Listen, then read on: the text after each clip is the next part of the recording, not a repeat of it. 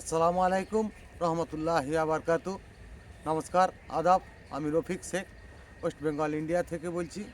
সর্বপ্রথমে জানাই আমাদের সিও এসমুফারি স্যারকে অসংখ্য অসংখ্য ধন্যবাদ জানাই যে সকল ফাউন্ডারশিপ নিয়েছেন এসমুফারের কাছ থেকে। সবাইকে প্রীতি শুভেচ্ছা ও আন্তরিক অভিনন্দন।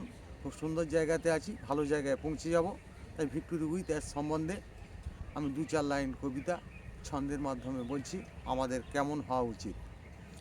ধৈর্য ধরে আছি আমরাই, অনেক কিছু পাবো, টাকা পয়সার সাথে কিন্তুই যোগ্য ব্যক্তি হব। টাকা থাকলেই পৃথিবীতে পায় না তারাই মান, টাকার সাথেই থাকতে হবেই মনসত্যই জ্ঞান। ধৈর্য যাদের বেশি থাকবেই তারাই পাবেই ফল, পৃথিবীর এটাই নিয়ম কিন্তু হবে না তা বিফল। মন আমাদের শক্ত কিন্তু ধৈর্য অনেক বড়, তার জন্য হতে পেরেছি ভিক্টোরি উইথ অ্যাশের যোগ্য।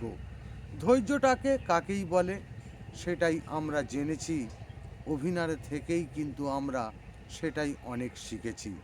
ধৈর্যর ফল মিষ্টি হবেই, বাস্তবতা বলে আধারটা আজ সরে যাচ্ছে আলোর দিকে ঘুরে।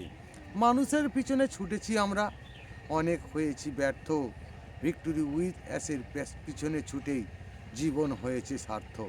এটাই হলো ধৈর্যর ফল, অ্যাসমুফারেই বলে কষ্ট তোমরা বেশি করলে এটাই ইতিহাস বলে। অ্যাসমুফারে ধন্যবাদ। ভিক্টোরি উইথ অ্যাশ জিন্দাবাদ। আপনাদের যদি ভালো লেগে থাকে লাইক কমেন্ট শেয়ার করুন। ধন্যবাদ।